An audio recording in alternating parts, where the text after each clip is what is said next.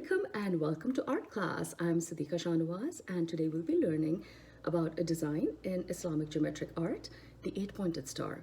So this is a very popular and recurring symbol, and you can see it in a wide range of works of Islamic art, from ceramics, tile work, to manuscripts, textile design, even in landscape architecture.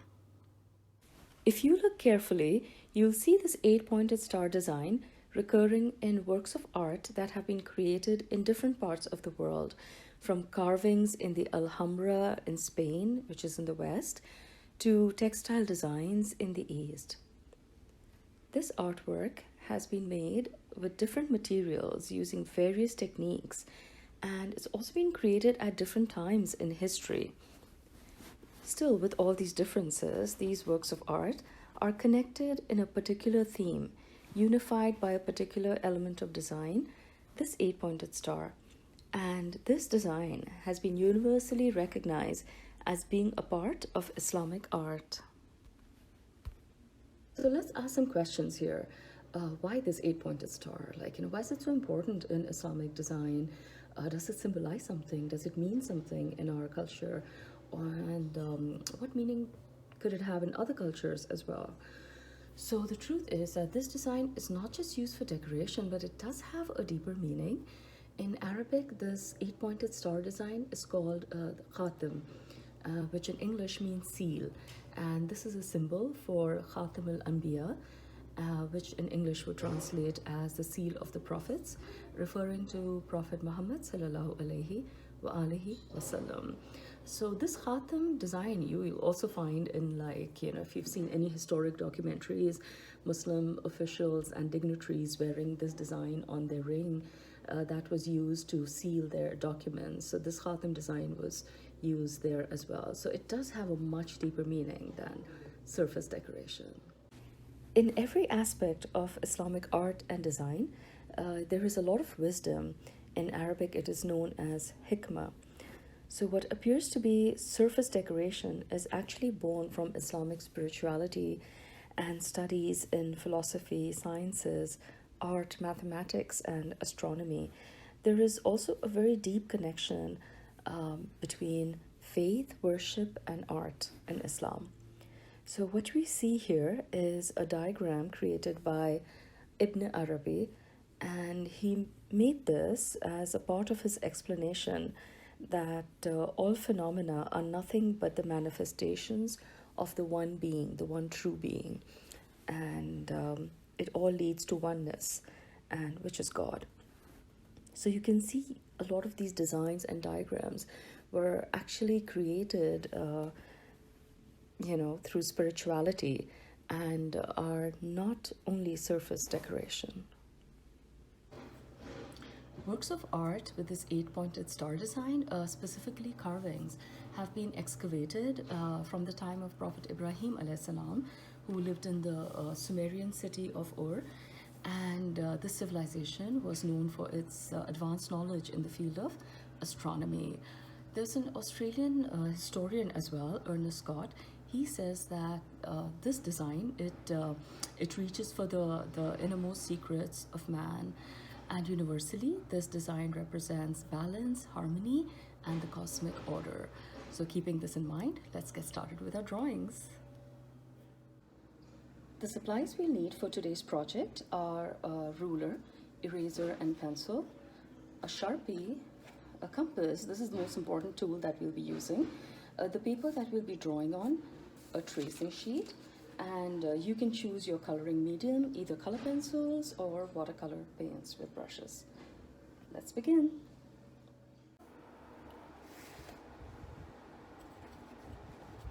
All right, so let's begin by drawing a line across the page. Now I'm drawing on a much larger paper, so I will just be using the top right corner, but you can draw a line right in the center of your page. And on this horizontal line, make a dot towards the center of the line. You don't have to be precise, but this dot is literally the beginning, and it holds the essence of the entire drawing, just like, you know, Imam Ali says, at least this is my interpretation, the way he says that he is the nuqta, the dot underneath the letter ba that, you know, contains the entire essence of the Quran. So this dot actually contains the entire essence of our drawing. So place your compass about, let's say, measure it about 2.5 inches in diameter. Place it on the dot and draw a circle all around it.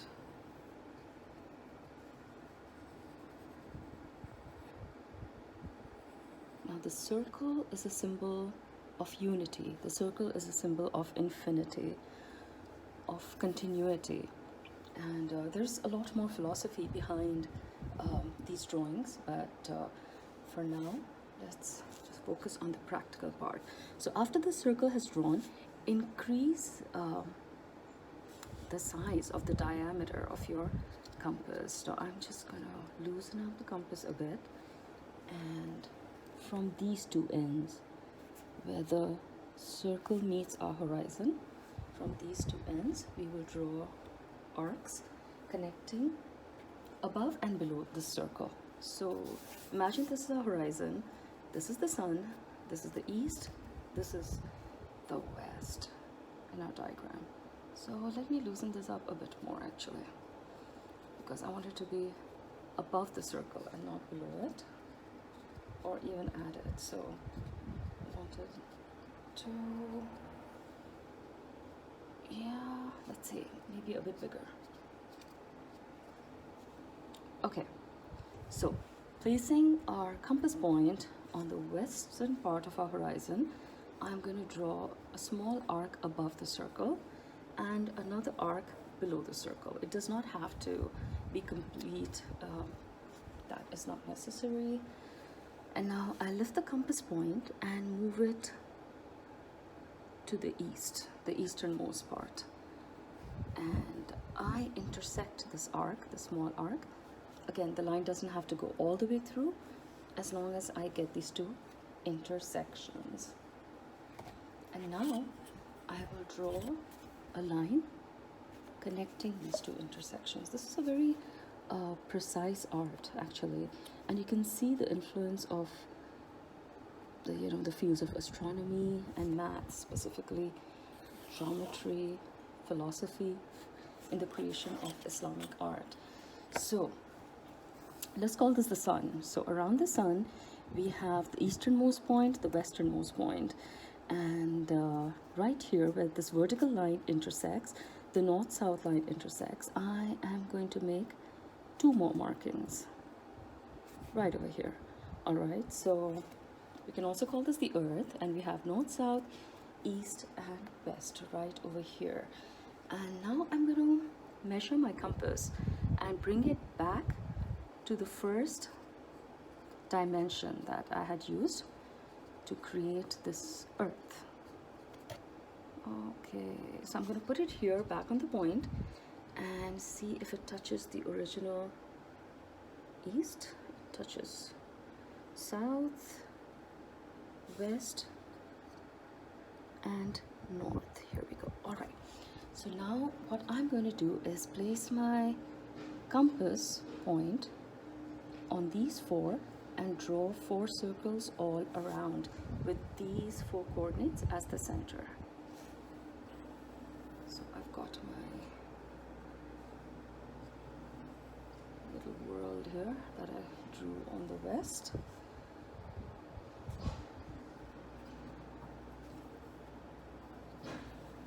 And another world on the east.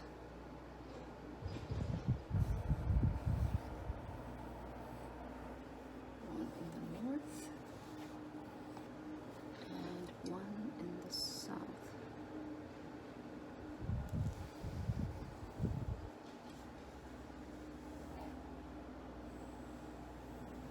If the measurements are not precise, it just throws off the entire drawing. And now if you observe right through from the center, you will see these 4 petals coming out. 1, 2, 3 and 4. Now I'm going to connect the tips of these petals. I'm going to make markings just so that I don't forget and mess up, and I will draw lines right through them. If you look at the drawings of Ibn Arabi, he calls these the four solstices, actually the two solstices, but then the night and day of the solstices. So I should make another video on just the philosophy behind the design. And we have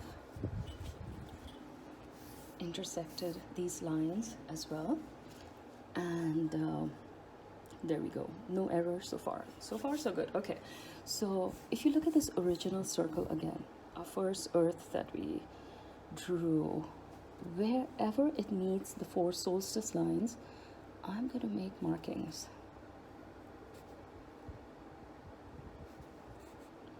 And right here, okay?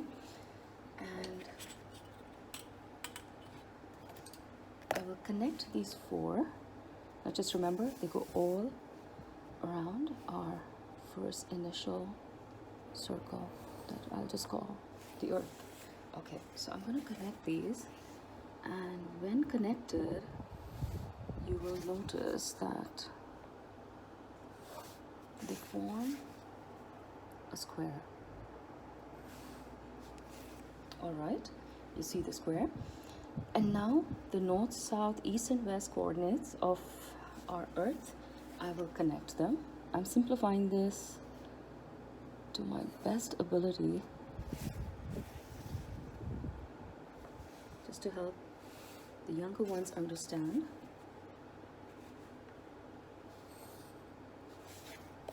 And here we go.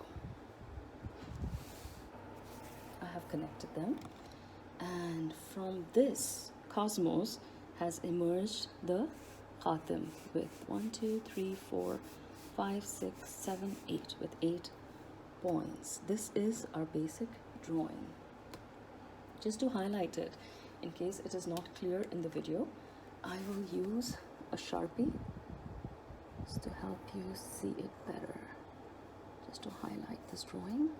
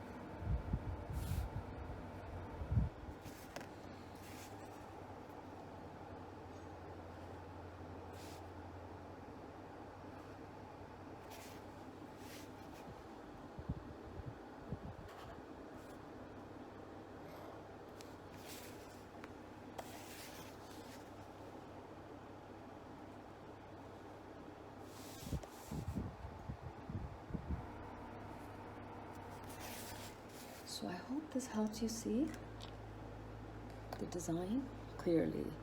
Next, I am going to trace this and then see if I can copy and paste it to make my pattern. Now to trace my drawing, I am going to place my tracing paper, which I have secured with 2 small pieces of tape, over the pattern, over the design that I'm going to trace, and I will draw with my ruler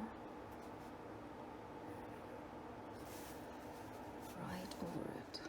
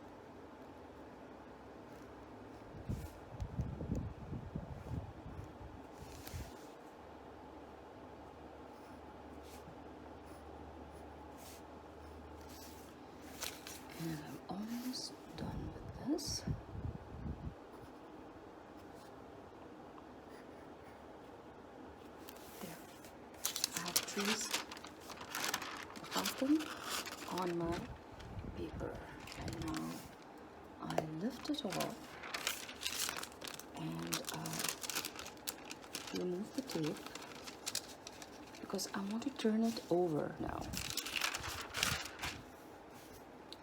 Turn it over, and if you can see, I've placed it right below this.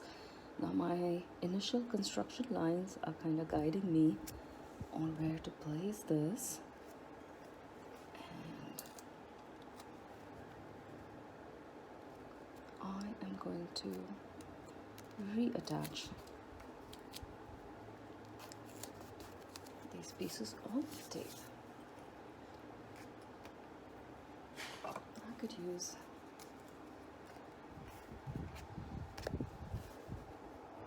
a pen. Now if you notice, the drawing that I made is actually on this side of the paper. I have flipped it over so that the graphite of the pencil is below, and I just use a pen on top to trace this, and what it does is it transfers the graphite from the tracing paper onto my main drawing paper. Just pressing it down helps with this transfer. You could use a different color when you are lining the paper and then drawing on the back, just to make sure you've got all the sides covered. Let me see if it has transferred. There it has. I missed one line here. Thankfully I did not move the whole thing. And here we go.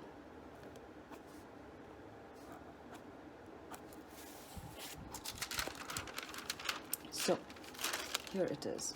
It is ready. So when you take a particular design element, you take one object and you repeat it over and over again, you have created a pattern. I'm going to continue now and finish this. Maybe just add 2 more, or let's say maybe 4 more, just to make it a larger drawing. And all you do is take the paper, reattach, retape, align it with your original construction lines. See the first horizontal line? I'm making sure it's going right through the center of this. Here we go.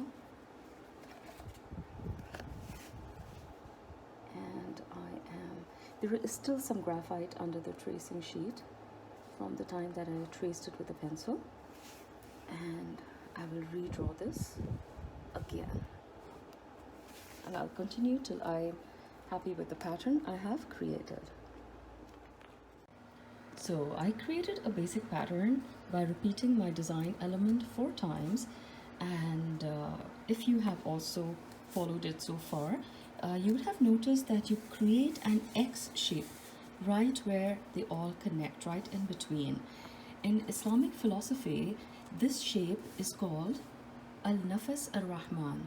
That is the breath of the compassionate. That's a literal translation, the breath of the compassionate.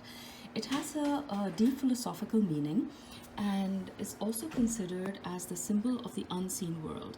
So the khatam being, present in the Alam Shahada, that is the world that we witness, the world that we see, and the Nafas al-Rahman representing the unseen world.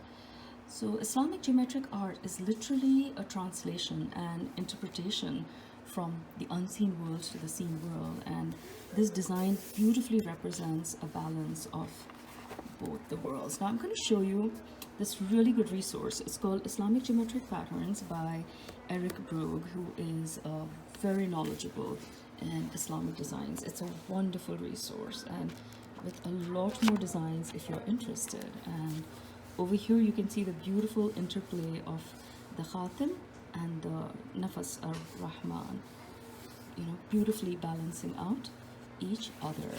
We are now ready to color. You could be as simple or as ornate as you like. You could use color pencils, or you could use watercolors. And enjoy your art.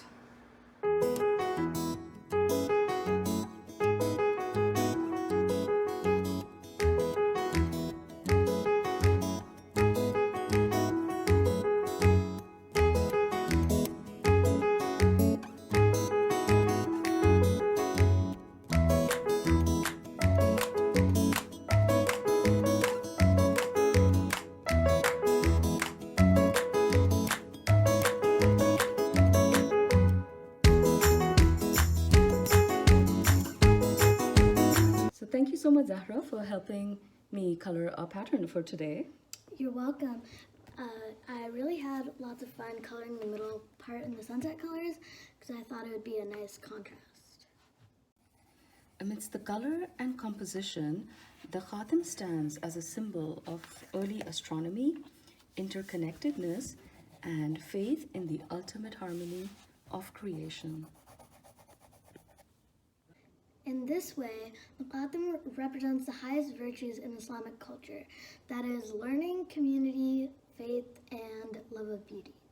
Thank you so much for being with us, for watching this video, and hope you enjoyed it as much as we enjoyed creating it for you. Take care. Inshallah, see you next time. Khuda Hafiz. Khuda Hafiz.